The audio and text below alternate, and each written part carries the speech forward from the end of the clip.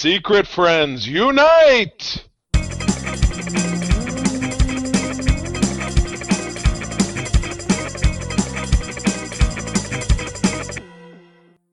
Welcome to the Secret Friends Unite podcast, episode 517.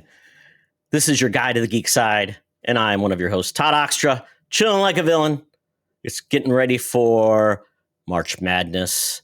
The Sparties lost in the Big Ten tournament yesterday. They were the number one seed, but the tournament for all of the peanuts starts this week. So get ready, get your rosters ready, get your brackets ready if you're doing that.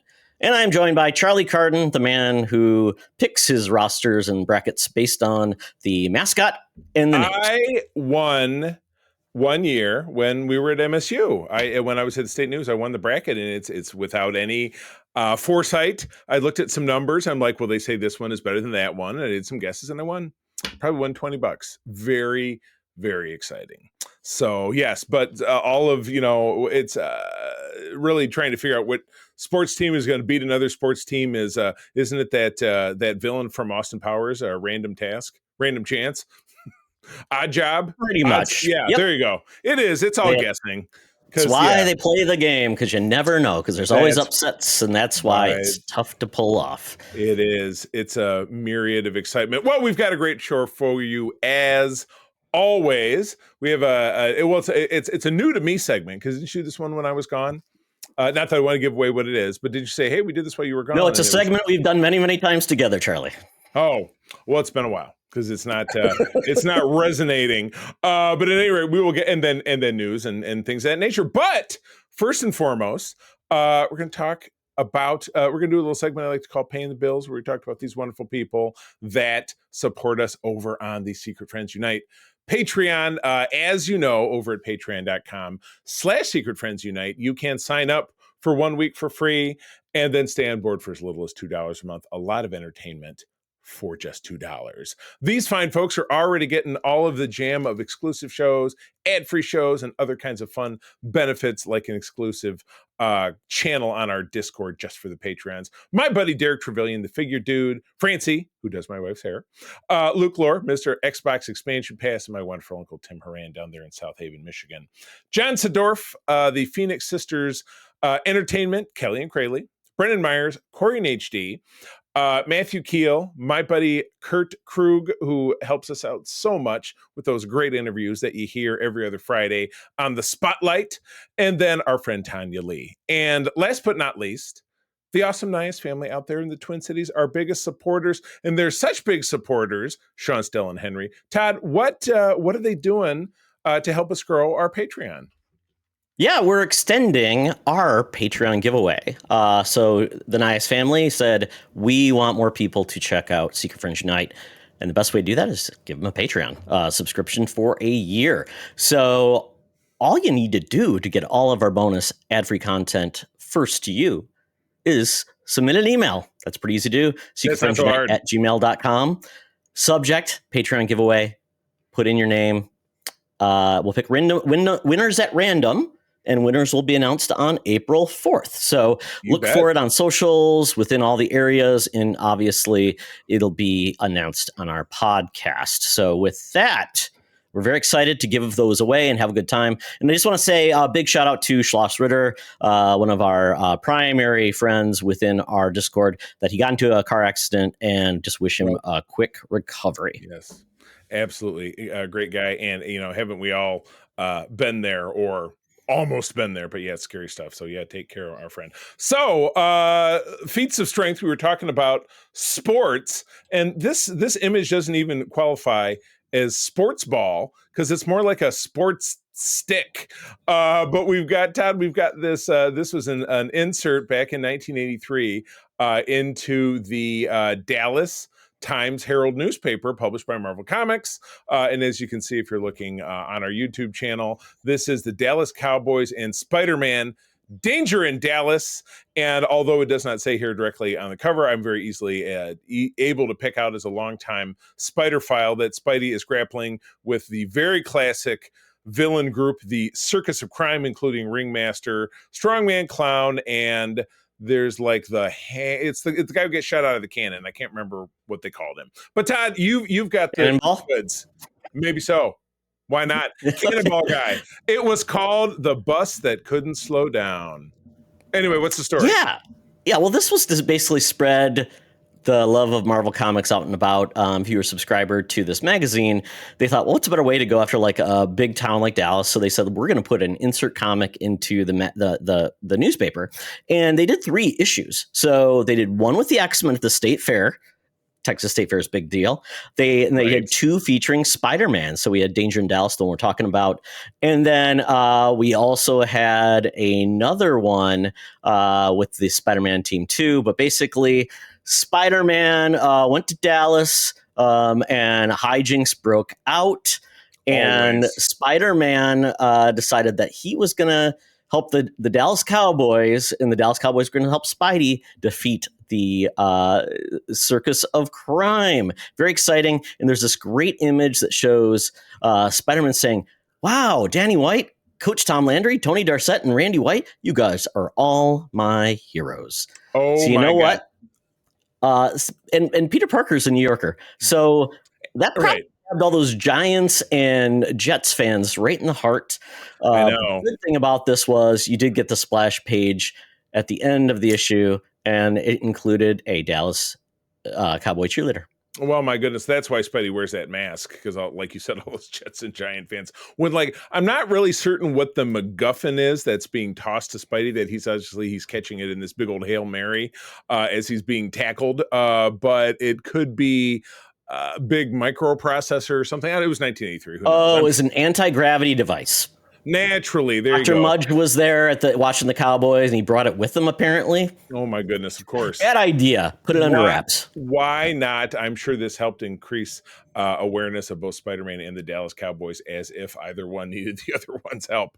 But regardless, I'll tell you what, if you can look, and you see very barely in the background behind the Spider-Man lettering, you can see people in the crowd, and it's very fuzzy, but I know that I can pick out our senior news correspondent, Madam Webb. She was there. She was she had her finger on the pulse, getting the news even back in 1983, but she does that for us today, down at the corner of Hollywood and Vine with the latest news and scoops. So let's do it. Now it's time for Madam Webb's rumors and news. Take it away, boys. Thank you, Madam Webb. March Madness is coming up, Madam Webb, and I know you'll be there because you're going to be a mascot. So I believe you'll be the Mad Terrapin from Maryland. So, folks, when you're watching March Madness, watch for her. Hopefully she doesn't get drunk and provoke a fight with other mascots. That would be bad. Knife fight.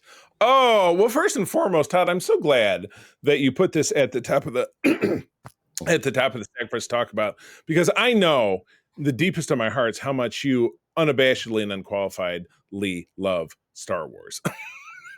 But we got Star Wars Celebration coming up. It is going to be in Japan in April. So here's my question. And I'm going to draw this more for a conclusion of something that you said, Todd, and it's probably true. Isn't Star Wars generally not that big of a deal over in Asia? Like the Asian audience just don't go for it. So I guess in China, the original movies were never released. Right. So there's no heritage love for it. So Japan, I guess my big question to look at. I'm guessing the other Asian countries, India, they did. I mean, the number of theaters in those countries is far smaller, excluding China, which is huge, and India had like Bollywood, which was a big industry. I just don't know how. But Star Wars did get into foreign audiences a lot. Yeah, I just, to me, they bounced Celebration along. The last one was in London, if I'm not mistaken. I'm just wondering if putting it in, and I feel like this is the first time they're doing it in Japan. So I'm wondering if it's the right move, but people are still going to watch. They're still going to stream. Their overall idea is to grow enthusiasm. They actually have some programming coming out where, it's been, the strikes were very tough on Star Wars programming, because we've seen it kind of few and far between. It's been more animation, which Todd hates, versus live action, which Todd is also not that fond of. But yeah, so we have a panel schedule. So it's going to be kicking off on April 18. And again, if you're just going to throw together a trip for Japan in the next 30 days, listen up because we got it for you. I'm not. I mean, I will watch these obviously streaming. I don't have a burning desire to go to a foreign country to go to a convention. It's just not my thing. Maybe Canada, maybe London, probably not Japan. But anyway, so yeah, it kicks off on the 18th. I love this. It's all in Japanese time, which is No, it's got an Eastern. Oh, okay. There we go. You're right. I see that now. 9 p.m. Eastern. It's 11 hours different. So it'll hit stage on Japanese time at 10 a.m. I was confused for a second there. So first kicking off, Favreau and Filoni, Todd's two favorite people, kicking it off for a sneak peek of Mandalorian and Grogu, which Todd and I were having quite a rousing discussion about in the pre-roll. They will also be, let's see here, twin stage design program. Oh, for figures. All right, which, that's something I have interest in. That's kind of cool. We got other panels on manga. Todd, there's a panel on Visions, which I know Star Wars Visions is Volume 1, 2. Yeah, it looks like a lot of these are going to be like looking back, and I guess there's a lot of hopes that people will get a sneak peek of like season 3 of Visions. There'll be other things like debuting, like the Hasbro Star Wars panel will probably debut new things, and maybe a new HasLab maybe gets revealed. Yeah. But publishing, which again, publishing is very niche, and the figures are very niche, but kind of a little something for everybody. Panel a little bit later on in the weekend about our cross-pollinating culture, Star Wars in Japan. Probably talking a little bit about what you were talking about. 20th anniversary of Lucasfilm Animation. A presentation about models, like plastic models. Okay. Oh, the Bandai kits. So they have a lot of those that they put together. Like it's like, oh, it's Boba Fett. They're pretty cool looking. Yeah. But on Saturday they'll jump into talk about Andor, which is going to begin airing the week after this is over. Talking about Ahsoka. Hopefully it's not just rolling out and saying, "Oh my God, we love Ahsoka." Oh, well, it says look back at the first season, but it will probably be like they'll maybe have a sneak peek. And do we know if all of the things will be released, or be like, sorry, if you didn't attend, you don't get to see it? That's exactly where I'm at, because that's the way it was last time. I know maybe it was even several years ago, because we got Mandalorian season 3, I think in 2023, and in 2022 at that celebration, they aired a big trailer that was locked. It was like a dolphin's butthole. It was watertight. Nobody ever saw it. You know what I'm saying? So not that specific reference type, maybe. I think you get what I'm putting down. But at any rate, yes, there is that fear that it could be like, you're not there. But again, 99% of the people who will be watching it will probably be online. There's only so many tickets to the event, and it's not like people that go to the event are going to feel bad that other people got to see it.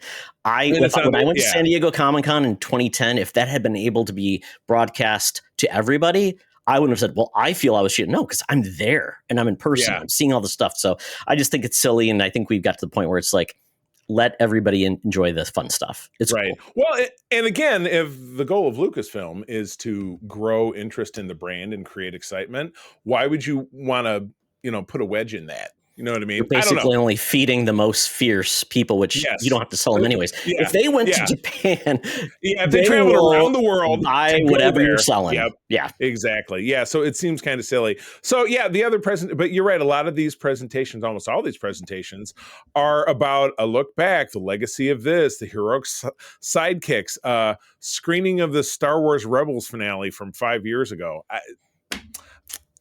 You know what?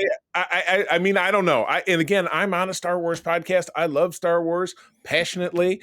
I have no interest in anything that I'm reading here. I hate to say it. I guess that makes me a bad guy. It's just like your Star Trek experiences where it's a panel about this. It's really for the fans to go and enjoy and find their niche and find a panel to go to and have a good time.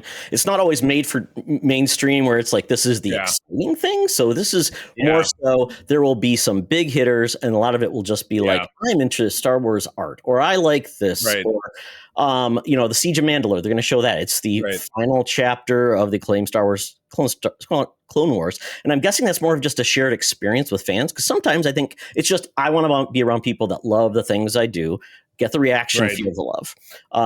Right. There may be within that.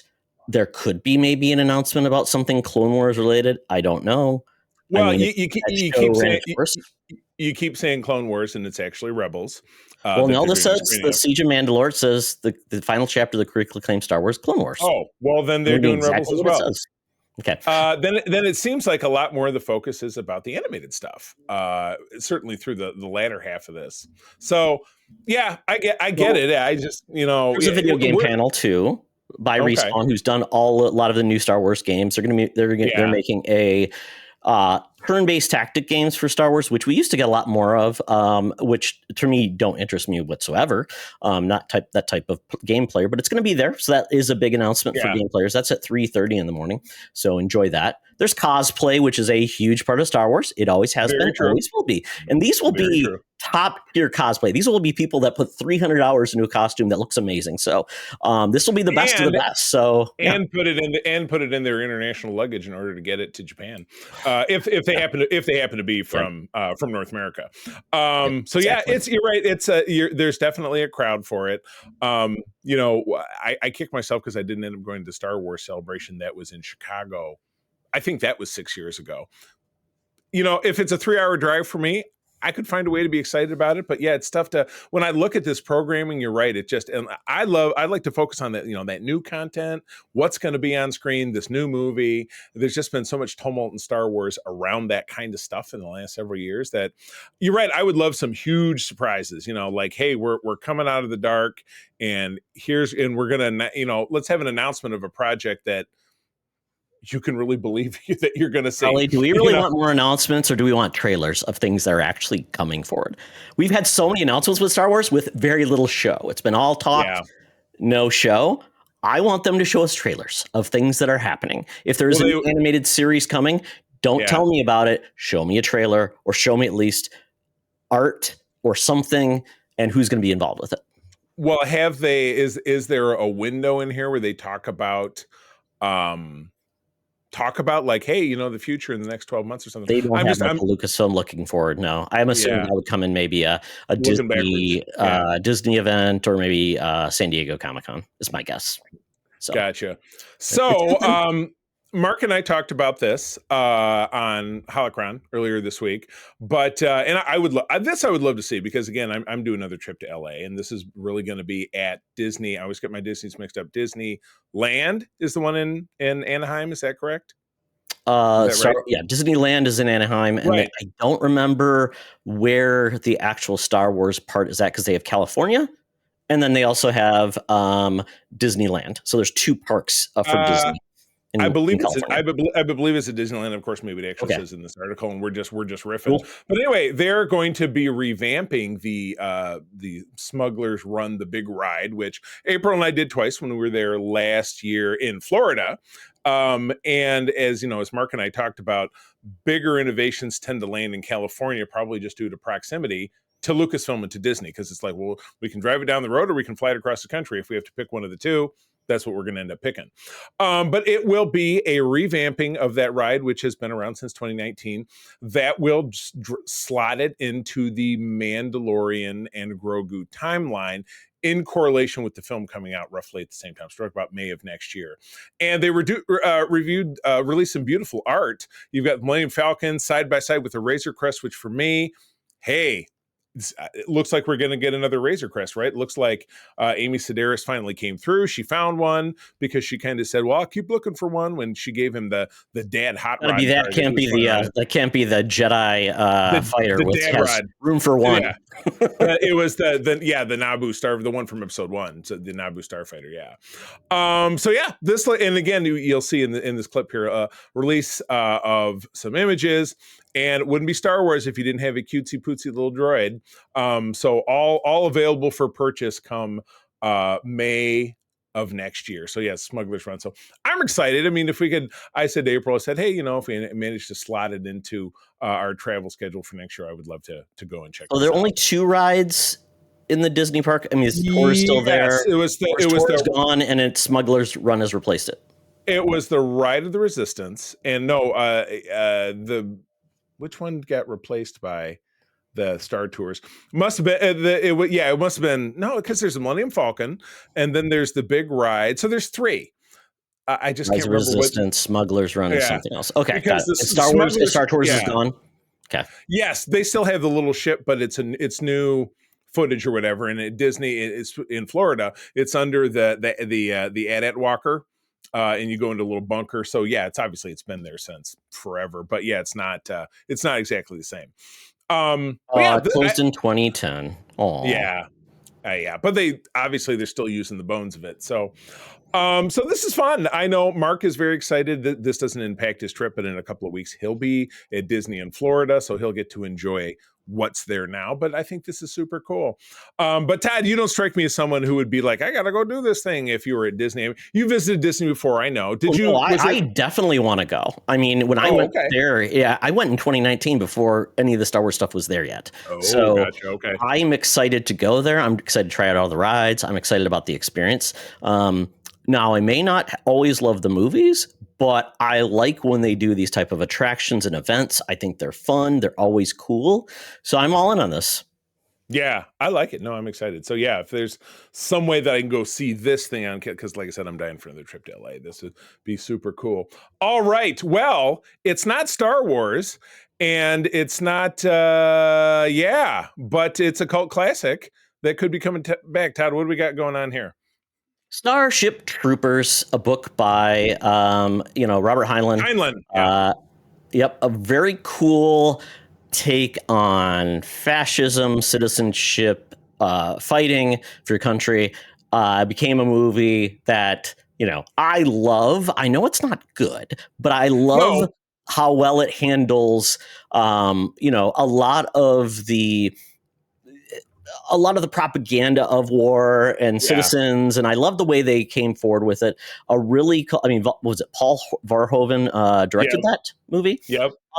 Just a cool, fun time. So it's been obviously a long time. We're talking now it's 28 years since that movie. There have been horrible, made for VOD sequels. I've seen a couple. Yeah, Jolene Blalock, who was the first officer on Enterprise, she was in one of them. So yikes! Not a great performance. But there is talks of Starship Troopers coming back in a new take from this is interesting. Neil Blomkamp. Neil Blomkamp was known for District 19 or District 9, and since then he has not really had success at a high level. Struggled. I think the last movie he made was Gran Turismo, which was a racing film. Inspired by the Sony video game. It was just a racing game about a kid who learned how to basically race through the video game and became a real It was a real story. Very cool. But at this point, I do think he has some good ideas and good ways of directing. But is it the right property for him? I mean, at this point, I think Sony probably owns the rights to actually film. Did they put out who put out the first film? I'm not even really sure about that. I thought that was Columbia, but I could be wrong. Yeah, could be. But yeah, this was beloved. This was beloved. I know we saw this film back in college, and it was fun because it was it's sci-fi with blood and there's boobs in it. So not Denise Richards, but the other one. Boobs and bugs. That's what I said. The 3 B's in that movie. It succeeded all through hearts. All of the violence was it was graphic, but it was like a silly kind of graphic, and you had Jake Busey in there, and he's ridiculous. Michael Ironside. It was basically, what did they say? It was the 90210 kids go to war, because it was literally a lot of the kids, a lot of the extras, and other people who were in there. Denise Richards, her first appearance, I think that we ever saw her in. Casper Van Diem, and then Neil Patrick Harris. So good cast. Big time. TriStar and Touchstone Pictures, which I believe all fell under, I think it was Columbia Pictures. Okay, gotcha. That would be Sony. Right. But regardless, Sony has it now. So, but the headline says but maybe don't hold your breath. So is this looking a little iffy that it'll be a success, or just iffy that it'll get made? What do you think? What do you think that really means?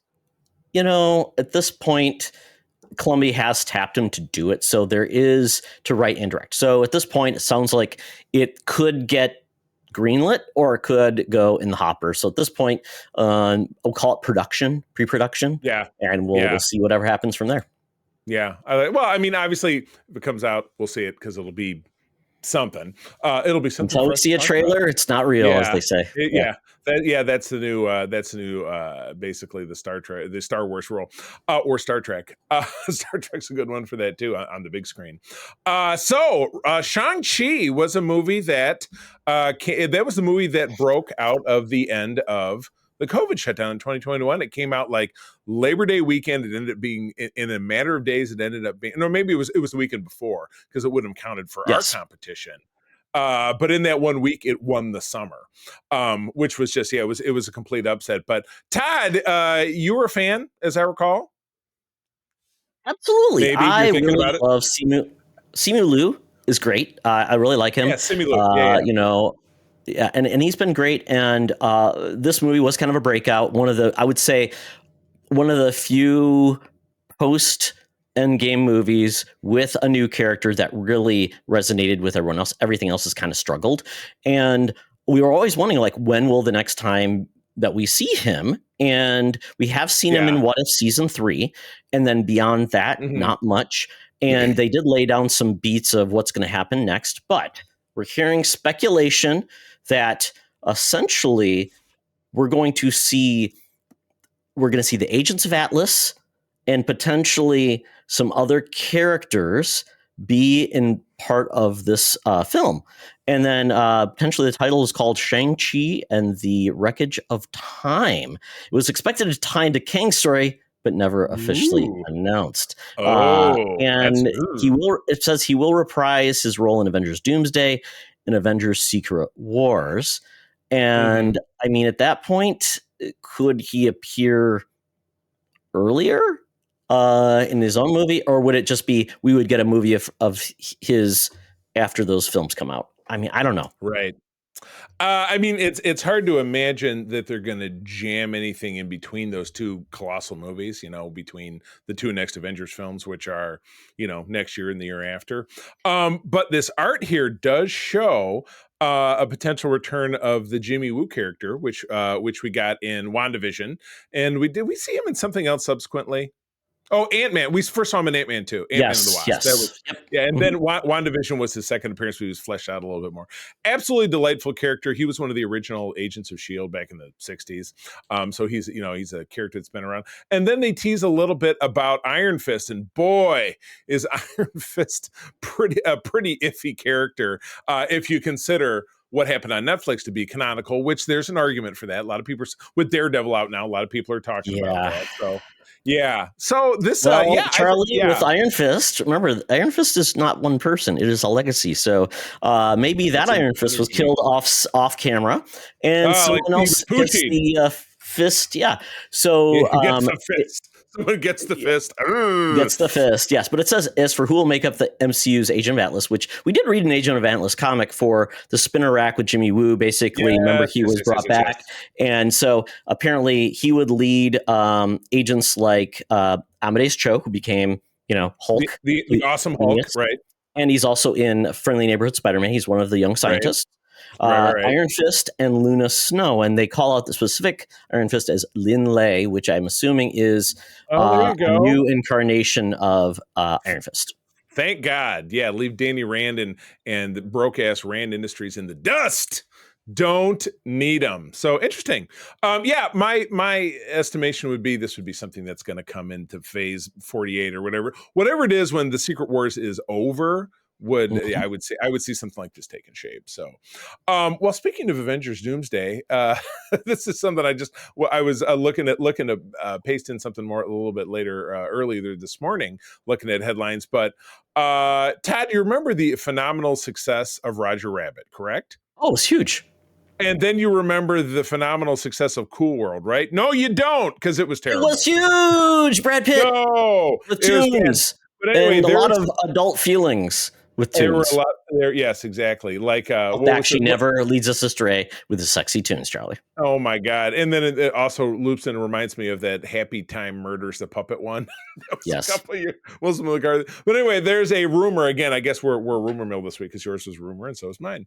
That the Doomsday will blend in live action and fully animated MCU characters, so you can see the friendly neighborhood Spider-Man and Miss Minutes, which we've already seen. That Miss Minutes was a part of the Loki series, and eventually, I'm trying to remember. Did she appear besides just being on a screen? Did she like come out of the screen and interact with the characters? I can't remember. In season Yes, she 2. did. I remember she Okay, teamed very up good. with the one agent lead who was, what was her name? The one agent within the TVA who was basically trying to take out Kang.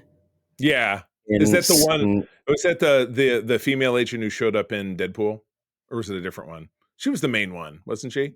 I believe so, Deadpool- yeah. But she Deadpool was Wolverine. teaming up with Miss Minutes. So basically, it was her, to take I out thought it was- what's his name, Kang Light or whatever they called himself, Mr. Timely. Oh, he was he who would not be Victor Timely. Victor Timely. Kang Light. Oh my goodness. But this would talk about, like, I found that to be like, all right, that's okay, but to think about in Doomsday having all the exiles, as they mentioned here in this article, from What If Season 3, Storm, Birdie, and Cathori, to have them jump out, and then to have Friendly Neighborhood Spider-Man jump out and be interacting with their heroes. I just don't know how I feel about that. I feel like it would get maybe kind of silly. I mean, like maybe a little silly, but it's not silly, but unintentionally so. I just don't know. What do you think? That's hard to pull off because it makes me think of what we saw in what was the second Spider-Verse film? Beyond the Spider-Verse? Sure. Yeah. Beyond, around, Sideways, above. through. Yeah, exactly. Above, Next, below. previously on Beyond the Spider-Verse. Yeah. Jason to the Spider-Verse, remember, right. we had just that world of all of those different Spider-Men. Right? Yeah, all those people. yeah. Like, and you're just like, it's like, and then we did see the one live action character in that mix too. Right. Which who was the live action character? I have not watched that movie. Oh, it was came out, so I don't know. It was Prowler from Amazing Spider-Man 2. 1? The Andy Garfield Donald Glover. Spider-Man? Donald Glover. That would have been Spider-Man Homecoming. Yeah. He showed up in that movie? Yes, it's been a long time. He was captured. So that was the opposite where you had a fully animated with a live action. So the only way I could see this pull off is just like it's a character in the background you just point to and go, oh yeah, see that? So it becomes like everybody coming in, but you don't really get much more than that because other than that, it just becomes. They even talked about the Russo brothers, like, how are they mapping this out? And how are they going to, they said previously they would use like baseball cards of the different characters to map around. Like, now they have to use magnets because they are not taped on. They're just going to move around because there's too many people, too many cooks. Right. I like it. And I love you talking about the trading cards because I actually have started collecting those old trading cards. Oh, no. Charlie. You gone deep. I know. No, they were fun. I love the old Impel series that started in 1990. They went for years, but the ones that I really liked were the first 3 years, 90, and 92. I've been collecting them. It's cheap. It's very cheap to get those cards. So I've been enjoying them. But anyway, yeah, I find this to be kind of dubious. But there was, and I don't know that we talked a lot about it because it happened so quickly. It happened the day I flew back from Atlanta from my trip. There was that Disney Marvel leak where there was all these storyboard art and then it all got taken down. You know what I'm talking about? Did you guys talk about that while I was gone? Doesn't ring a bell. It as quickly as it happened, it went away. So yeah, I'm wondering if this is coming from that or if somebody is just, I'm making up a rumor. But something that's not a rumor is that Stranger Things and The Whales, Sadie Sink has been cast in a mystery role opposite Tom Holland in Spider-Man as yet untitled on Spider-Man 4. So she's delightful. I like her very much. There's some obvious choices here, and there's some, it would be super cool if they did it this way. The most obvious choice for a redhead in Spider-Man is what, Todd? Help me out here. Madam Web, when she got that bad hairdo, and it didn't go well. Did not go well at all. It turned a little more orange than red. Yeah. No, it's Mary Jane. Right. And again, because this nice young lady has red hair, that means absolutely nothing. So the other key female characters in the Spider-Man verse are Gwen Stacy, Felicia Hardy, or Angelica Jones, which actually is the Spider-Man and His Amazing Friends. That's Firestar that we're talking about. An original Spider-Man character who went on to be in the X-Men. She was an Avenger as well, yada, yada, yada. Other people have said, oh, that's going to be the MCU's Jean Grey, but that seems like a weird connection to making the Spider-Man movie. I mean, what do you think? Does this sound kind of weird to you? Yeah. I think it is, but we have a person's real hair color is not always where we go. Remember when we? Exactly. Oh, I don't, sir. Emma Stone was cast in the Amazing Spider-Man film, and they made her blonde to be Gwen Stacy. So does it matter? Is this just will she be that character? And we already had an MJ. Does Gwen Stacy turn to Spider Gwen? Well, the MJ Zendaya's character is Mary Jones. MJ. Correct. Those are initials. Correct. It is not Mary Jane. Which no, a lot of but I'm people, just saying they already used MJ, so maybe it's you don't want to have that confusion. And they go Gwen Stacy, but this is going to turn into Spider Gwen. I think doing the first live screen incarnation of the Black Cat would be great. Don't forget that in Amazing Spider-Man 2, which was with Andy Garfield back 2014, they had Felicity Jones, who is Jyn Erso from Rogue One, played the character of Felicia Hardy, and she was at Oscorp, and she was a executive secretary or something, but had a lot of lines, had a role, but didn't really have anything significant. So if I was to roll the dice and say it would be, I think definitely Black Cat / Felicia Hardy would be where my money goes. But again, a mystery role, could they be creating something new? Sure. But it's a lock to say that. Let's not forget that Peter Parker at this phase, he had his identity scrubbed so that he could stop the explosion of the multiverse at the last film, Spider-Man No Way Home. So he doesn't even know any of his old friends. They don't really know him. So he's just out kind of doing his thing. And so him running into a new character. The Black Cat, of course, introduced in the late 1970s, the main Spider-Man title. She is a cat burglar who eventually...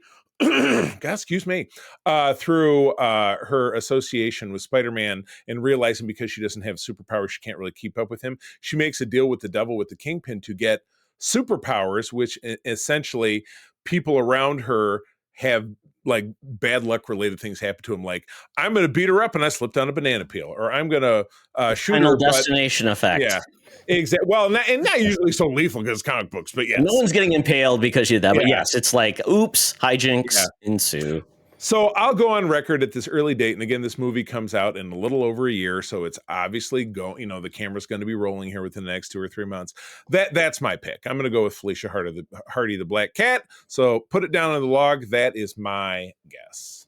What about you? That pick, I'm thinking it's going to be Gwen Stacy, and so they can bring in Spider Gwen to the world. I'll add a caveat, and I did hear this in somebody else's podcast, and this is going to be digging deep and actually getting in the territory of Peter David, who's someone you and I respect very much. He created the character in an alt-verse where Peter and Mary Jane settled down and had a family. They had a daughter who we meet as a teenager. Oh, Mayday Parker. Yeah, Mayday Parker, exactly. She's a basketball star at Midtown High, but then she goes into puberty and discovers she has spider powers. That would be my second guess. Spider Girl? She was Spider-Girl. Woman, maybe?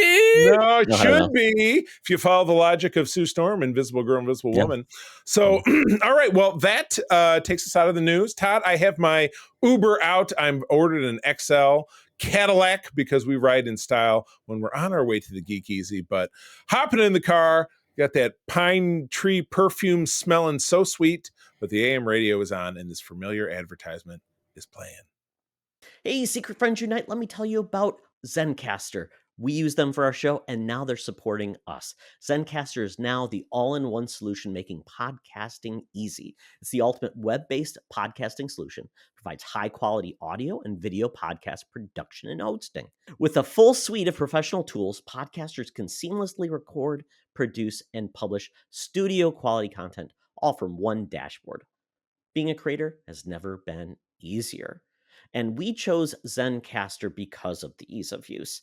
High quality output And it makes it super easy for our guests to come on. We had multiple solutions we tried before, and Zencastr has just been the best fit for us. Why Zencastr? It's now super easy to record a podcast with Zencastr. Log in using your browser and start recording a high-quality podcast right away. Record studio-quality sounds and up to 4K video with your guests. Feel a sense of zen knowing Zencastr's multi-layered backups ensure you always have your recordings in the highest quality, even if the connection is unstable. Have you ever worried what you sound like? Zencastr's post-production process makes you sound buttery smooth. It automatically removes those ums and ahs in your recording. It removes those awkward pauses in conversation too. Set the right podcast loudness and levels while reducing background noise with the click of a button. So if you're interested in making an easy, high-quality podcast just with the click of a browser button, go to zencastr.com/pricing and use my code SFU1. You'll get 30% off your first month of any Zencastr paid plan. I want you to have the same easy experiences I do for all my podcasting and content needs. It's time to share your story. Now back to the show. Talk nerdy to me. Talk nerdy to me. We're sitting in the Geek Easy, cover band's playing, drinks are poured, and we are ready to get our nerd on. So I decided to read some comics and something I was interested in reading. So I read Ultimates 2024. So this is a new book. I read it on Marvel Unlimited because that's where I found it. So it is essentially the Ultimates, a new Ultimates team that is brought together because of the evil mastermind man who was, I believe, Charles Xavier in the Ultimate Universe. What was his name? Wore the helmet. Oh, yeah. Oh, God, I can't remember. No, wasn't that Reed Richards? Wasn't that the Reed Richards of the Ultimate Universe had the helmet? But then he also ended up in 616. I can't remember. Sure, whatever. I did not read a lot of that, so it wasn't for me. Yeah. But what they've done is, because in this Ultimate Pocket, which I believe is spun out of the Ultimate Endgame, and now we've got the Ultimate Secret Wars group. Yep. Yeah, because that's when it ended. The Secret Wars. Well, they had another title in the Ultimate that came out not that long ago, like in 2022. So basically, it was basically setting the seeds for new stories to come out. And so this one was pretty cool because essentially we've got Tony Stark as a teen. So he calls himself Iron Lad, which is a throwback to Tony Teen, right? Yep, and Howard Stark, his dad, was had all the inventions. So basically, Howard Stark was alive and well, doing thing. Tony was Iron Man at a young age. This wasn't him, going to Southeast Asia and getting kidnapped. And essentially, the world's gone to crap. Everything's been taken over, and the mastermind has created this league of supervillains, including Captain Britain, and they essentially rule the world. Well, they ended up getting this chronosphere where Iron Lad was able to go back in time 2 years when Mastermind was trapped, and they thought, well, we need to save the world. So how are we going to do this? Because the only character, there's no heroes left, really. It's Iron Lad. It is a version of Thor who is recovering from almost death with Lady Sif. We've got Doom, who is Reed Richards. So Reed Richards is a character wearing the full costume, and he's anybody first to be called Doom. So he's basically a recovered villain who is now trying to do good. So it's really just that three characters, but they decide what can they do to basically take on the fight. Well, they also have a version of Cap who was frozen but never unthawed. Boy. Is he still frozen? Are they still frozen? They just wheel him out? Yeah, they have this ice. It's like, what are we going to do with him? We don't know. And then they just move him around on a gurney. Like, pretty much. Let's go. And they decided then they're going to seed the world based on what they can see of other worlds, ways to bring out superheroes. So they're sending these orbs out, and essentially it goes awry, and only a couple people actually survive the experience. So you do get who do they discover? So they discover the Hank Pym and Janet Van Dyne. Okay. But they Original did not Avengers. use their powers. They did not uncover their powers or anything like that. So that's kind of where this is going. So this book is going in that direction of basically trying to create these heroes. I really liked it. I dug it. I thought the series was well done. The way they're going with some certain things, and the Captain America part was really strong. The president, who is basically the baddest of the bad guys, is really cool. There's a great fight between him and Cap, and some of the things that are discussed kind of feel like very much ripped from the headlines today. Oh, you see, I like that. That's cool. Yeah, it's a great book. Art's good. It's up to like issue 11 or 12. But I just started it. Right, I read through 3 issues very quickly. I thought of the Ultimate books I've read, I thought this one was the best. And so this would be tying back in with like the Ultimate Spider-Man that we read and the X-Men. It's part of the same world. Universe. I believe so. And like I said, I didn't care for any of those Ultimate books. So for me, I know there's a new Ultimate Wolverine. Didn't care for those books. So for me, this is the best bang for my buck because I get a lot of characters, and it seems like it's not tied into. Once again, spinning the dice on all these characters that we've seen before in the Ultimate Universe, and not told as well, in my opinion. Yeah, it's good that they take it and they shake it up. I liked the Ultimate Universe when it came out in the very early 2000s. I liked that Ultimate book that spanned. I mean, that gave us, Black Nick Fury, which was modeled after Samuel L. Jackson, which gave him in the movies. The first, I would say, first 2 runs of Ultimates were great. That run was really good. Yeah. Agreed. And they had animated movies, which I saw back then, which I kind of enjoyed. And it was all pre-MCU, so it was the Wild Wild West. But yeah, absolutely. Low budget animation, for Marvel, which was was the sign of the times back in the day. Yeah. But check that out, read it. It's like I said, it's there. You can probably get it at your comic book shop still in trades, and then it's also on. I'm not sure about the other services if it's there, but it definitely is in Marvel Unlimited. Yeah, gotcha. All right, what else you got? Invincible season 3 has ended, and my son surprised me. He was on spring break, and he said, "Hey, Daddy, you caught up on Invincible?" I'm like, "You've been watching Invincible?" He goes, "Oh yeah, I caught up." I'm like, "Oh, that's surprised," because he normally does not watch a lot of TV and movies. So I'm like, "Okay." He's like, "Yeah, we're caught up." I'm like, "I've got, I think 3 episodes left." We watched those 3 episodes and just had a blast. This series is amazing. I think it's one of the best superhero things out there right now on TV. It is so good. That finale is amazing. The voice acting is fantastic. There's a character that's introduced is done by Jeffrey Dean Morgan is one of the voice actors. Nice. We got Gene Lean is or what's his name? Glenn is the main character. Oh, Stephen Glenn. Oh boy, so it's like a little Walking Dead. Those characters don't end up in a fight, right? Where the Jeffrey Dean Morgan has a big bat and they squish You'll have to watch it, but I mean, this is Robert Kirkman. He made The Walking Dead. A lot of the people get brought in. Strong voice acting, really well done. Some really cool arcs of characters that are coming around, being redone, and just a great series. Highly recommend you check it out. It's the 3rd season is done. I think this is I think we're getting no, it's still going. I mean of this season. It's more seasons are coming. Yeah. Very good. Very good. Very good. Awesome. Cool. Yeah. I fell off after the first season, and I guess I just haven't really thought of going back, but it doesn't mean I won't. It's me. Great. It's great. When it comes to it's almost better than every Marvel TV series that I've ever seen. I would say that in a way. Oh my! The mouse is going to be coming for you. Watch out! They don't like the new. I would say the new Marvel series we've got are good. This just one has raised the bar, I think, for me for superhero animation.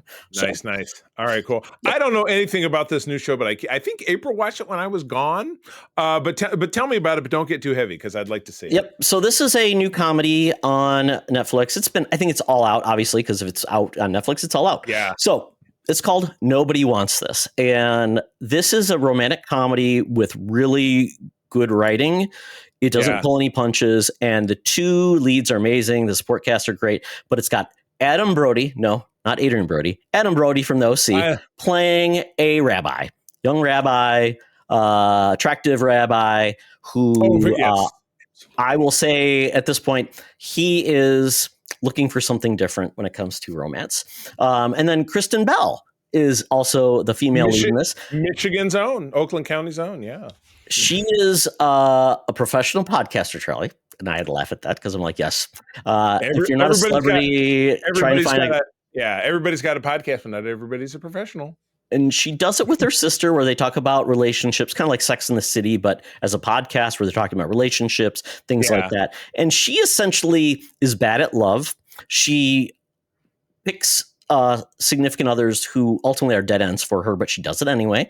And that is kind of the premise of this. She decides that maybe it's time for me to turn over a new leaf in the world of dating. She goes to this party of a mutual friend. No, it's her. I think it's her sales agent or basically her agent is hosting because she's trying to get her podcast bought by a corporation. That's one of the beats that are going on with it. This could be our story. There you go. I know. I want this agent. Well, they show up at a party, and that's where the two meet. There's kind of a disconnect on who is who, and it's just really sweet. They've got great chemistry. The writing is great. Kristen Bell is amazing. Anything she does, she's awesome in it. And Adam Brody, quite honestly, you caught yourself. That's the problem. Brody. So he's great. I haven't seen it. And I don't know what he's been up to, and I'd never really watched the OC. You know what he was in? I like the OC. I remember because it was a summer show. It was when I was on my own because I got divorced and just watching whatever was on TV. And it was Can I read it? It was. Please do. California. That was the theme song. That was a summer show, and so I caught on to it. But that was like it was one of the first things he did. But he was one of the family members in the. What's that? And we watch it every Halloween. It's the one with the card, like somebody gets married in the family and they have to draw a card for the game, and it's the young woman. No, this young. It's the young woman is a Samara Weaving, and she gets married to a guy, but the family, every new person in the family, Ready or Not. Ready or Not, yes, he was one of the. I've not seen that movie, but I know what you're talking about. I do want to see that movie eventually, but I did not know he was in that. Okay. Yep, he's in stuff here and there and stuff. But yeah, I like him too. Well, that's fun. I should get how many episodes is this? Your regular kind of 8 or 10? Like 8, but it's half-hour sitcom. So I mean, really good. Yeah, you can get right through it, but it's good show if you and your spouse not necessarily always on the same page. This is a good one because it's comedy, but it's also got the romantic bent and 2 good actors. So check out Nobody Wants This. Lent. Well, we went to the cinema this week. Squozen at the last minute because it was a busy week for me. I was out and about quite a bit. But we've talked about this one when the trailer dropped. It's Novacaine with our buddy Jack Quaid of Star Trek Lower Decks and The Boys fame. And the concept of it is probably not a real medical thing. But he's this nice young man who's an assistant branch manager at a bank. And he has a medical condition by which his body, like his nervous system, doesn't process pain receptors. Yet, in getting into a romance with one of his coworkers, he still can apparently get a boner. But we'll go on. That's not painful, I guess. Maybe he's got all the good and none of the bad, Charlie. Yeah, exactly. So he's got, but he's not a superhero. It's not like he can get hit by a car and be like, I'm fine. But, a lot of it was played out in the trailer. He gets stabbed. He smashes his bloody hands into a broken window, and then he's like Wolverine and stuff. So it all centers around, as explained out in the trailer, a bank robbery, but there are little twists and turns in it. So he's in that. The female character looks super familiar, but also Jacob Batalon, who was in the Spider-Man films and Ned Leeds, that's his best buddy. Matt Walsh is in it. He's one of the cops in it. So it's like there's some familiar faces. Not gonna lie, did definitely drift off for about 5 minutes because it's just not that great. It just really didn't blow. It was really kind of play by numbers. It was very gimmicky, but even, it was like, well, I can't feel pain, but still some of the stuff that happens to him would just kill somebody. So it's a little bit more of the suspend your disbelief, but while at the same time you should think, well, he's vulnerable, but getting you've seen the trailer, he trips a booby trap and a big mace slams into it, a spiked mace slams into his back, and he's still bleeds, and you could bleed out. You could get an infection and die. Yeah. Exactly. It might not hurt, but it might kill you. One of the early things that he says, well, I can't eat solid food. I can only drink things in liquid form because I could bite my tongue off and I'd never know. I'm like, I don't ever really feel like I was afraid to eat solid foods because have you ever? So he can't feel his tongue? No, he can't feel his tongue. Well, that's not pain. That's weird.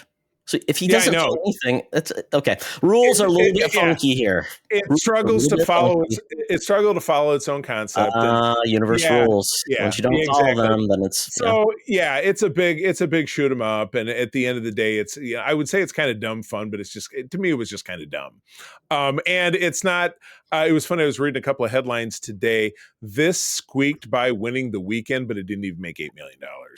So the other movie that came out was a Michael Fassbinder thriller called Black Bag that did slightly worse. So they're saying this weekend so far. Now we're in the middle of March. This has been the worst week box office wise this year so far.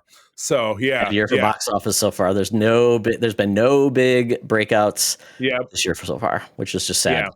So yeah, I mean the summer tentpole season is not that far off, but you know that it always seems to rebound. But there's usually a movie in March, usually a big movie in February. Like something sneaks in a big surprise, and there's not been one this year.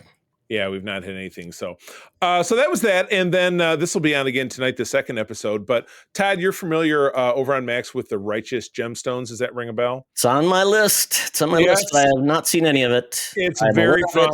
Clips. Our friends Jay and Tamara got us to finally sit down and watch this because it's just a super goofy comedy about one of these a family that runs a mega church, and John Goodman is the patriarch, and then of course the splendid Danny McBride is in the mix, also Adam Devine, also Wally Goggs, Walter Goggins is in there as well, and it's a lot of fun. But this is the premiere of the fourth and I believe final season, and they take you right out of that because they dip backwards in time to the Civil War.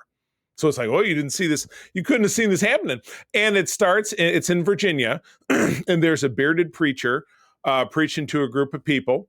And it took me a minute to figure out that the bearded preacher is the guy who played Eugene on The Walking Dead. So not doing a wacky accent, just talking like doing a little bit of a Southern accent, but not doing the like old Eugene talk like this. You sound like Sling Blade. And so you're right away thinking, oh, this must be an ancestor of the Gemstone family. Not correct, because the ancestor of the Gemstone family, who walks in the church after everybody's gone, is a highwayman, a robber played by Bradley Cooper, who then assumes the identity of the preacher and is then conscripted into the Southern Army. And then that's the episode. He kind of lies and cheats and steals his way through being in the Civil War. And you know what? It was as far as season premiere goes, this was a huge, pleasant surprise because you just never would have seen it coming. It's not like they hinted about like, oh well, my great granddad was a preacher in for the Confederate for the Confederate Union, blah blah blah. This was just, unless they talked about it, I'm forgetting. Like the Kennedys don't talk a lot about the bootlegging era, right? Exactly. But yeah, this was great because this guy was a straight up thief, murderer, card shark, and then he was pretending to be a preacher, and it just really ties back into the hypocrisy of the entire series. So I thought it was really great. I'm interested to see, because they kind of wound that story down, or at least I felt like they did. So I'm curious to see in the second episode if they just jump back into the series or if they feel the need to keep going. Is the big thing bringing back John Goodman? Isn't that the whole thing? Like they're going to bring him back into the fold? I don't, you know what? I've seen the trailer for it. He's got long hair, looks like a hippie. Like, hey, we got to bring the old man back. Oh, you're right. Well, then there you go. Yeah, I guess I need to see that too. But anyway, that's fun. It's on Max, but just like with have you been watching The White Lotus at all this year? No, it's not good this year. I'm not a fan. Really? I've heard from other people it's great. So I don't know. No, I mean, I've been Tamara and I have been going back and forth. She's saying I'm waiting for it. No, it's still on. It's about maybe halfway through. I watch a show where they're watching it weekly. They said it's gotten really good. So I'm like, I don't know. I have nothing to judge it by. Yeah, this hasn't been the season to grab me. But my point was that show airs at 9 p.m. and then Gemstones is on at 10 p.m. So we have to watch both of them obviously on Monday. Okay. So we'll be doing that. So yeah. Well, good. That is it for the Geek Easy. Todd, I'm drawing a blank that we've ever done this before, but we will find out when we get down to Land on Under. I've got my Air Qantas app out. Hologram Tina and the Mutants await us down there to take on, this sounds like a news report, TV on the 5's. Welcome to another edition of Thunderdome! Thank you, Tina. The mutants been sitting. They've been sitting in the Thunderdome, waiting for a topic or game to be entertained. And Sit this down, week, stand up. Sit down, stand up. they're waiting. They're waiting. So they are waiting to be entertained. And this week we are doing basically a follow-up game we've done. We started last year, and it's called TV on the 4s was last year because it was a 2024. We're doing TV on the 5s. So basically we're looking back at the history of TV in the years of 1975, 85, 95, 2005, and 2015 to give us a look back of like, what was the landscape? Was it geeky? Was it doing other things? And so I think it's a good way to see, are we in a good era or a bad era of TV, especially if you lean into the world of geeks? So there's something called the TV's ratingsguide.com that goes back and kind of gives us the ratings of the time. And we're also going to hit on what premiered in that year as well. So those shows that kind of what stuck around, what didn't. So yeah. Excellent. And we're doing top 20, right? Or are we going deeper well, than that? I'll go in there. I'll review it and see what's notable in there, and we'll see where we line up. And one of the things that I think is important to note, I'll mention like the number of viewers, because as you see these numbers back in 75, there were like 3 networks, and that was it. So you had a lot more people watching versus you have now. So the size of the prize on TV is a little bit different than it was back in the day. So we started in 1975. We'll give you the top 20 shows, and I'll talk about maybe some notable ones that I thought were pretty funny. So I'll go from the bottom to the top. So in 1975, the top 20 shows were ABC Sunday Night Movie, Kojak, Mary Tyler Moore, Welcome Back, Kotter, Starsky and Hutch, Good Heavens, a show I didn't know anything about, but it was canceled that year. The Waltons, One Day at a Time, MASH, then the ABC Monday Night Movie. Apparently, they had better movies on Monday. Then Happy Days, number 10. It was new. It was newer back then. I think the first year of that was 74. It was on for 10 years, 74 to 84. Yeah. So this was before it really started to take off. Interesting. Exactly. Then we had Rhoda, which was a spinoff of Mary Tyler Moore. Number 9, The $6 Million Man. All right. Sci-fi show. Sanford and Son. Another spinoff of the Mary Tyler Moore show. The Bionic Woman.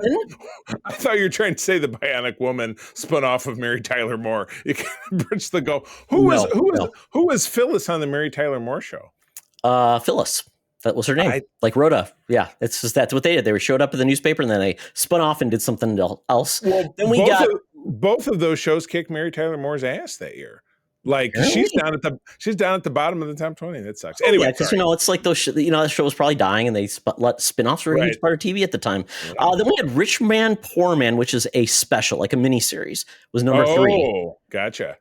Laverne and Shirley, number 2. This is season 1, and then we had All in the Family. Number 1, 6 seasons. Yes. I would say notable shows that also that were on the networks. We had the Sonny and Cher show. Oh my gosh. We had the Donnie and Marie show, the Carol Burnett show. There were so many lots of things shows that ended in show. Well, speaking of show, because I'll jump over and start talking about some of these premieres. What's the biggest, most exciting thing that happened in 1975 besides the birth of our savior, Todd Oxtra? What was the most exciting program that you think about when you think about 1975? I mean, probably the Jeffersons. New show, Saturday Night Live.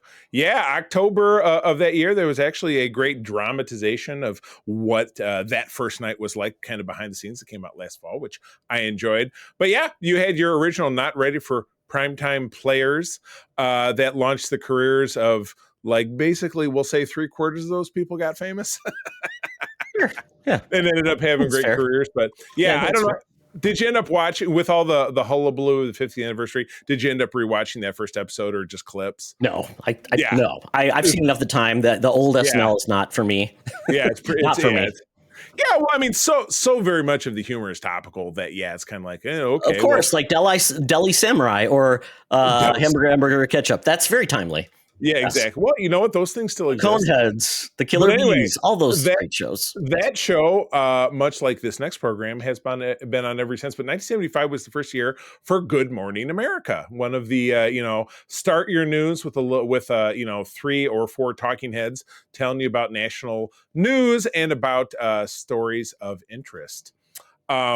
Yeah, I think I was a Today Show back when I was into that kind of thing. I think the Today Show was the first one, I believe. Yeah, that was the big one. Yeah. But it's, as Todd mentioned, the Jeffersons, which spun off of All in the Family, which was obviously the number one show that year, came out this year. It was George Jefferson and his wife Wheezy moving on up to the East Side, a deluxe apartment in the sky, because he was a very well-to-do dry cleaner. Which I don't know. I mean, I guess somebody owns much dry cleaning. That's franchises. Fine. Yeah, exactly.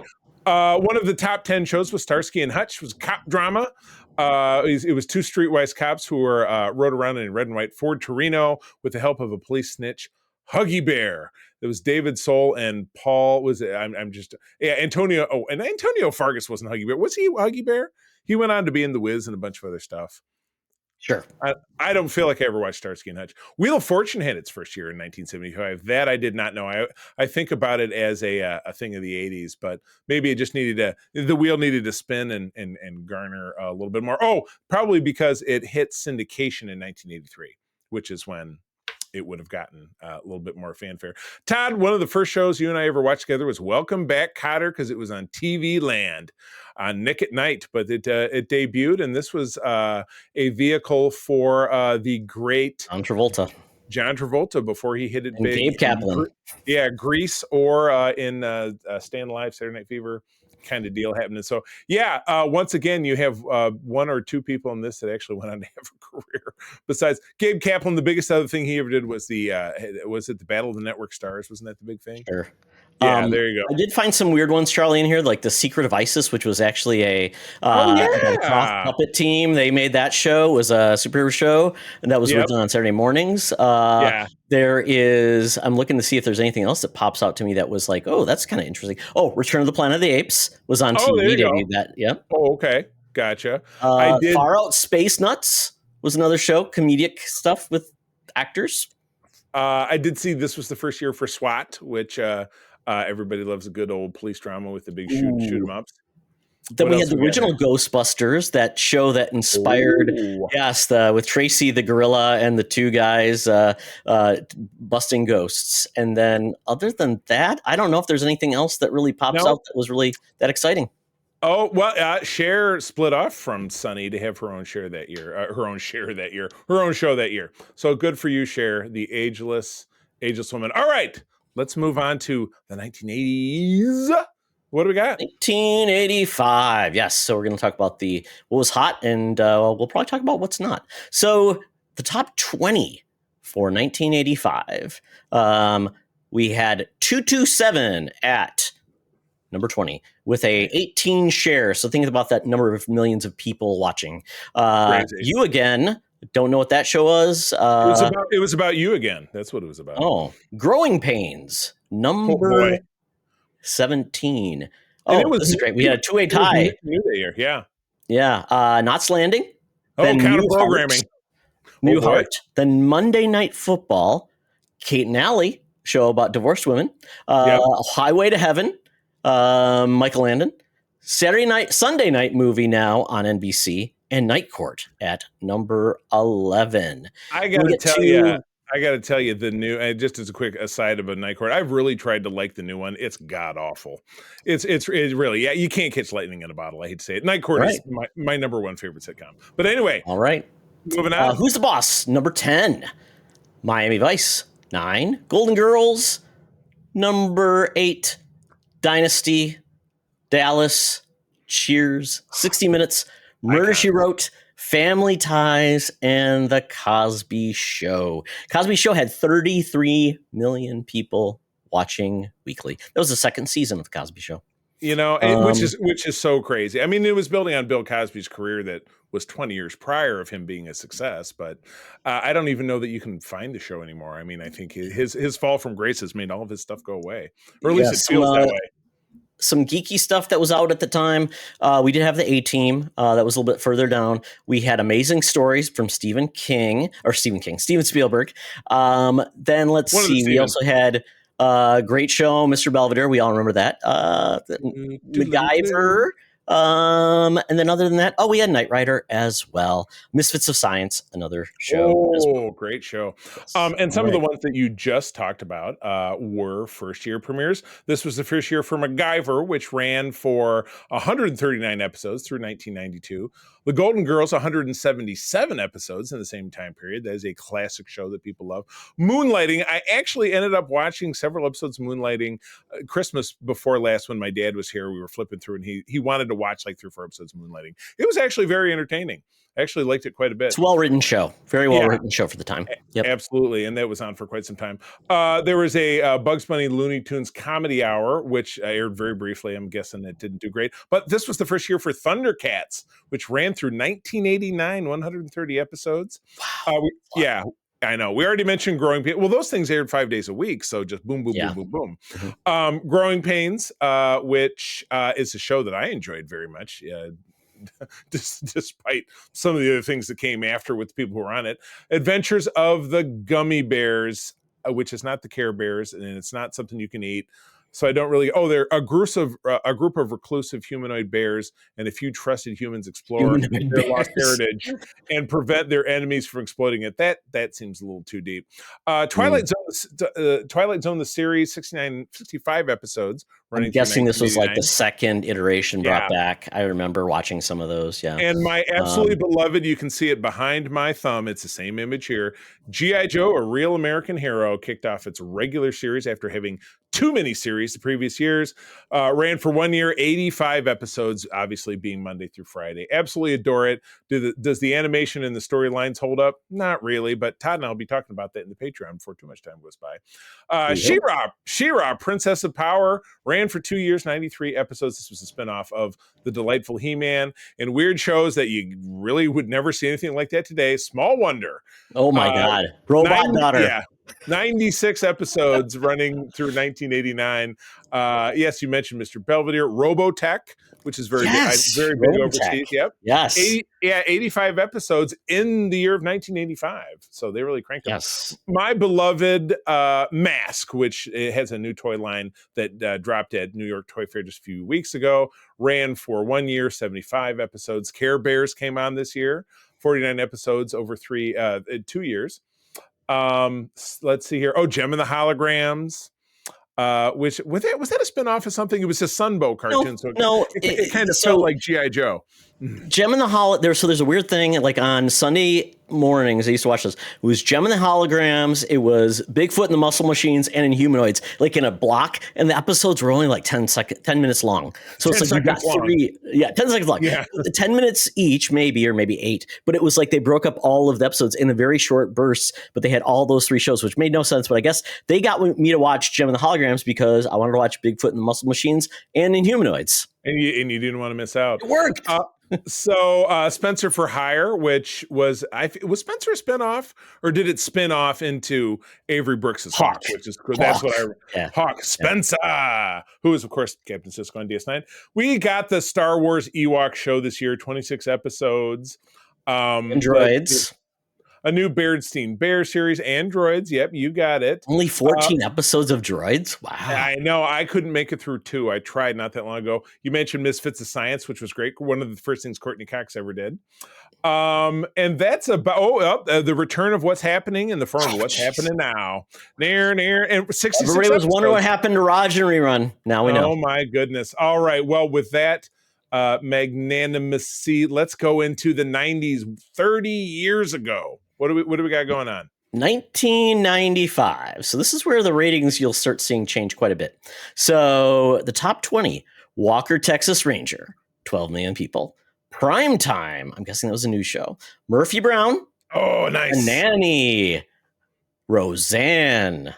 That was season 8 of Roseanne. Wow. NBC, Monday Night Movie, still making those. Coach. Still cranking. Grace Under Fire. This was the era of comedians getting TV shows. Yeah. It was. Yeah. Every comedian got those. Grace Under Fire, man, whatever happened to her. 2020 with Barbara Walters and Hugh Downs. Frasier, season 3, number 11. season. Oh no, network rank. I'm sorry, I'm looking at it the wrong way. Yep. So season 3 is the Then we had NYPD Blue. This is when TV shows started getting a little bit more adult. We had to see Andy Sipowitz's butt. So enjoy that. Pass. 60 Minutes was number 9. Boston Common. This is when like NBC had a lot of very mediocre comedy shows, and they're like trying to find glory. Home Improvement. This was season 5. Wow. Speaking about the same mediocre shows, The Single Guy with Jonathan Silverman. God. Big thumbs down. NFL Monday Night Football, number 5. Once again, Caroline in the City. Leah Thompson. Yeah. Yep. Friends, number 3. Right. This was Juggernaut. season 2. Right. Seinfeld, number 2, and ER, number 1. This was like NBC was just a juggernaut, and ER had 22 million weekly viewers. Remember, the top show in 1985 had 33 million. So we're already seeing a big drop. As cable TV came in, people were watching things other places. There were there were not DVDs, there were VHS tapes. Yes, that's all we had. But it was still there. Other than that, was there anything really that stuck out to me that was kind of like a surprise? Oh, the X-Files was still around. That didn't debut, but it was still hanging around, but not great ratings. And then other than that, the Simpsons were way down. They were like number 105, which is surprising. Wow. They were at a creative high in 1995. That was what season 7? Absolutely. A lot more. A Space Above and Beyond was probably the only like show I see here that was like more sci-fi. Was that the year that Earth 2 came out, or was that 94? Just a bad and then I guess the other one that would probably matter to this group would be Star Trek Voyager, and was in the anemic category. Season 2, 5 million viewers though. Still, don't take it away from me, because that's my big premiere. Premiered in January of that year. Ran for 7 years. The Star Wars or the Star Trek 7-year bug. 168 episodes. But the first season was not great. We got Dragon Ball Z this year. I don't know if it was new at that time, but it was. It was on a lot of. It was on a Cartoon Network. They had, I think, Adult Swim was where that showed it every day. This was the first year of the Kiwi import Xena Warrior Princess. Yes, Lucy Lawless. 134 episodes. Wow. Yeah, exactly. I don't know that I've ever watched a single episode. Really? So much fun. Bruce Campbell is all the likely suspects. Sam Raimi and his brother doing that. Anybody they could rope in and get them down to New Zealand. Pinky and the Brain had their own show. Oh, yeah. Great show. Yep. Absolutely fantastic. Hercules Legendary Journeys with canceled actor Kevin Sorbo. It's so funny. That was a show that was syndicated as well. But I thought, because Xena spun off of Hercules, but I didn't think it happened that soon. So that was really quick. The same year. They started at the same time, so maybe it really maybe it wasn't a spinoff per se. Todd, your favorite flying lawyer show, Jag. Premiered in 1995. It did a season on, I think, NBC, got canceled and got picked up by NBC, and then ran not USA 9 years. No, it ended up on USA, but they didn't produce it. No. Todd, here's a show that we talked about. Style of the times. Yeah, we talked about one season of this program that would be Sliders on Fox, which ran for great concept. 5 years. Great concept. Didn't win me over. I hear you. I loved the Drew Carey Show, which dropped in 1995 and ran for almost a decade, 223 episodes. News Radio, another show I love. This show. Phil Hartman. Last big project of Phil Hartman before his untimely passing, unfortunately. The Mask had a cartoon series following up the movie that came out the previous year. Sailor Moon. Never a big one for me, but it has huge on Cartoon Network again. The Outer Limits try. That was another cool anthology. I think that was on Showtime. Ran for a long time. 7 years. We had Goosebumps had a series that kicked off this year, and then Mad TV, which was counter programming to SNL. Though I don't know that it was literally date and date. No, it was was it a half hour or no? It was an hour before. Hour before SNL, and I think it was an hour long versus an hour and a half. Yeah. I enjoyed it, and I certainly never. It's so funny because you think, it's counter programming because they're going to watch this or going to watch that, which doesn't exist anymore because people stream stuff. There you go. Space Above and Beyond. You talked about that, Todd. You love this show, Freakazoid. 24 episodes. Such a fun show. It's that goofy superhero thing. A lot of just weird stuff. Love that show. And then one of the first show. Remember Dr. Katz, like one of the first Comedy Central like animated series. Stop stealing my material. That was going to be my next one. Yes, absolutely. Oh, okay. The Wayans brothers got a show that year. Yay. I'm looking for anything that really otherwise catches my attention. Oh, Sybil Shepherd, spinning off of Moonlighting, had her own show that ran for several years that kicked off this year. Skim. Street Fighter 2 5 is the name of the series. I got the last one, Charlie. Got the last one. I know what it is. What happens? You know what it is? Maybe. Say it. Is it Earthworm Jim? No. Oh, you missed it. All right. What is it? What do you do when the beaches are closed? You go as undercover detective on Baywatch nights. 45 episodes over 2 years. Boy, it's just a ton of stuff. I keep scrolling, waiting for this list to end. It never ends. So many TV shows. Then we will call it and we will move on. All right. Now we're into the millennium. 20 years hence. 2005. Yeah, it's actually been 20 years. So here we go. Once again, we're going to talk about the top 20 shows. This is all network stuff. There's no like cable things in here, so that's okay. So with this is great. In 2005, the top 20 shows: The Apprentice 4, done by Donnie Trump. 5 million viewers. That's the same that Voyager had. Kind of crazy. 2.5 Men. That was a juggernaut. That was season 3. Dancing with the Stars. That became a huge thing. That was the Thursday night edition, which is funny that they had multiple nights. That's right. Law and Order SVU. This was season 7 of a show that I don't know if it ever ended. I think it's still on. I believe so. Yeah. ER. This was season 12 of that show. Right. Yeah, it was kind of a different point. 24, Charlie, was on season 5. Oh, season 5 was a good season. That's fair. Okay. Without a Trace. Deal or No Deal. Howie Mandel. That was the Monday edition. It was crazy. Right. That's that many. Survivor. Panama Exile Island. Extreme Makeover Home Edition. This is when you got all those makeover shows. The Swan and all those shows. Yeah. I do not know what the show is. It's called Unanimous. It was on Fox, was on for one season, was still the 10th rated show. Wow. Only one season. It was a game show, apparently. It made a dent, but then that dent was quickly repaired. Yep. Then we had CSI Miami. David, what's his name? Caruso. Yes, Caruso. NFL Monday Night Football. Once again, big. Lost was in season 2. Top 5, great. Survivor Guatemala, season 7. So there were 2 Survivor? Wow. I mean, it's so weird. They got to be like Survivor, Panama, Exile Island. It's like they're so, and that show's still on. But does Eric? Well, they do like 2 or 3 seasons a year too. So it's like, yeah. It's easy when stuff isn't scripted or quasi-scripted. Then we got Dr. House, number 6. CSI, the show. Main one. Yep, that was season 6. Grey's Anatomy, that was season 2. It is still ongoing. That means it has over 24 seasons. Still watches it when I'm not around because she can't watch it when I'm in the room. It's just so ridiculous. But you know what? Hey, we all have terrible shows we watch. Everybody does it. Desperate Housewives. The show was number 3, season 2. Then the top 2 shows: American Idol on Wednesday and American Idol on Tuesday. They got about 12 million viewers a week. So once again, we're dropped another 10 million viewers. Right. So you can see definitely the impact of that. I'm trying to look down here. Anything other shows that kind of stuck out to me? Oh, Medium, great show. Love that show. That was out at the time.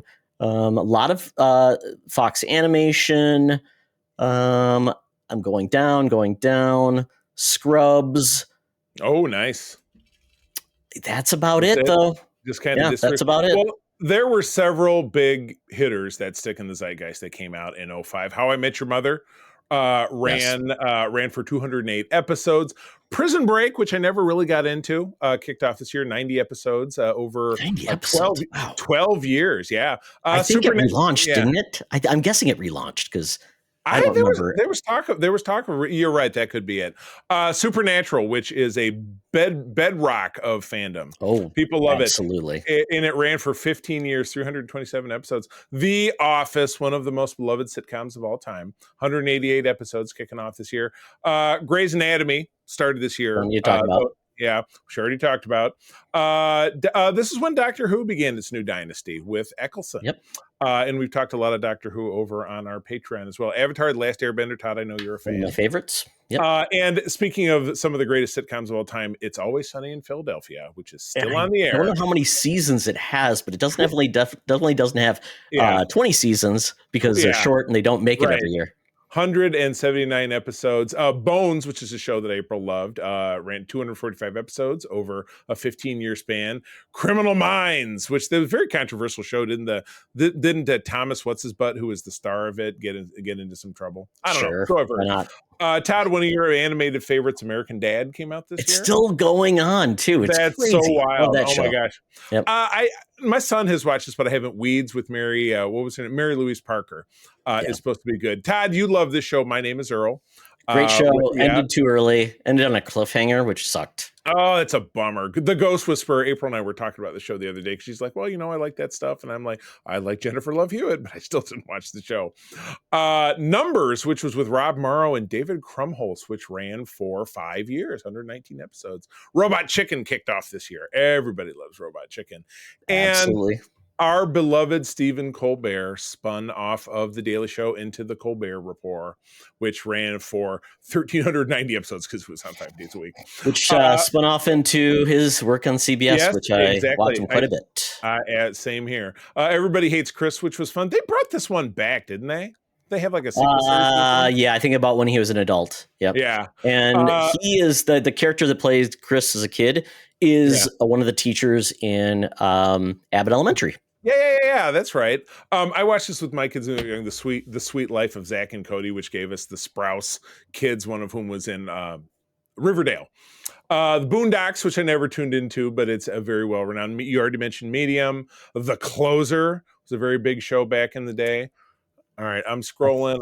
That's about it for premieres because we're going deep from what there is. It keeps. They must have these rated by notoriety because you're right, it's just kind of getting a little thin. But anyway, all right, well, we're closing the gap to a mere 10 years. 2015. My wow. Here we go. 2015 top 20. This one gets a little bit thin. Survivor at number 10, a mere 2.8 million viewers, and that is season 17. That one doesn't even have a funny name, so I wonder if it shows up further up the list. I guess we'll see. American Idol on Thursday, then Criminal Minds, American Idol on Wednesday, The Bachelor, that was season 15. Blind Spot, a show had one. This is first season of that. Don't know what it's about.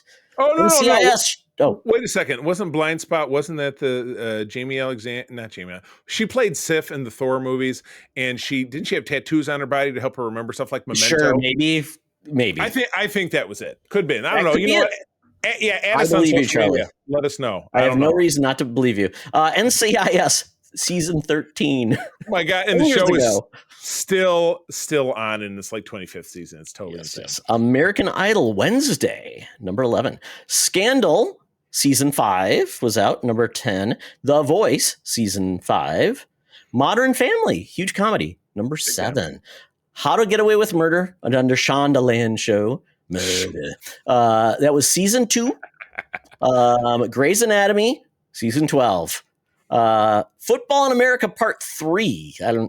That was a special, so I'm sure you just I don't know why it's Part 3. I don't know why it's Part 3. Or maybe it's week 3. Don't know. The OT, that's a Fox. That's basically a post game show for football. Odd. Oh my God. Yeah. X-Files. This was when they brought it back. It's a special. Yeah. That's that short run. Then Thursday Night Football, number 4. The Big Bang Theory, season 9. Wow. I'm a fan.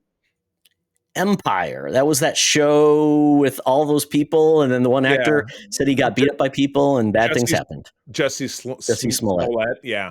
That's like a trivia question right there. Yeah, okay. And then we had Sunday Night Football #1. But guess what? The #1 show in America, only 7.5 million people were watching it.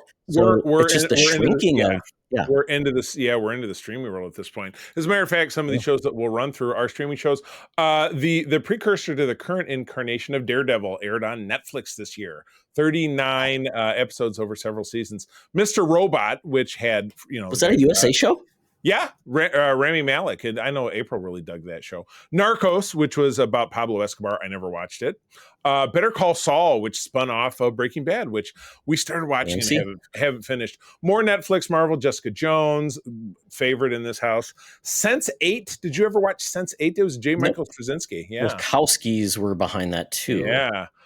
Lucifer, which I'm familiar with, but it's started on Fox and then ended up on Netflix.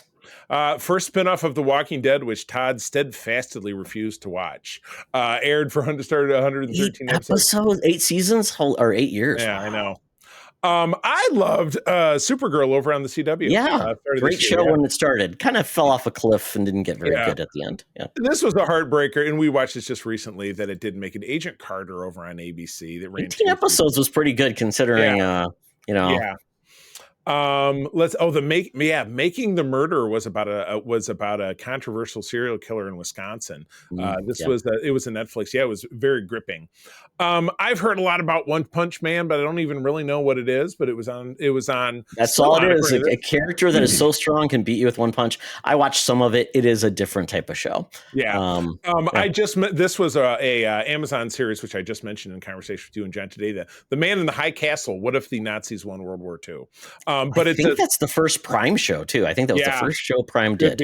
Here we go. Yep, The Blind Spot. I was right. Jane Doe is found in Times Square with no memory and mysterious tattoos. I was right.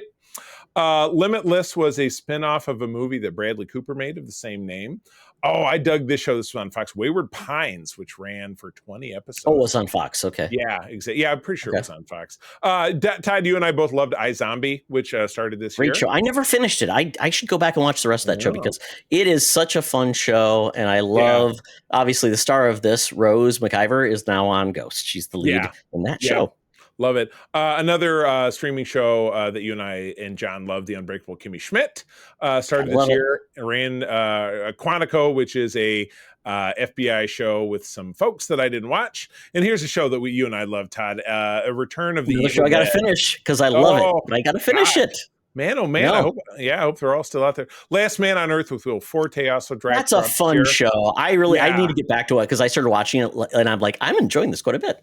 I hear you. Here's a show I'll actually watch the rest of it someday. The Expanse started this year. Todd, I know it's your that survived. That survived many places. Was on Sci-Fi and then moved over to Amazon.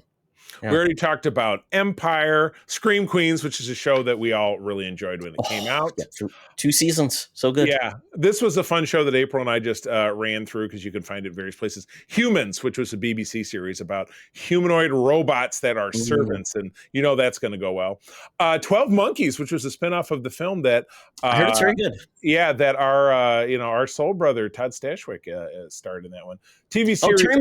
Terry Matalas was behind that, Charlie. That's what I think obviously led Mr. Stashwick to ending up in Star Trek.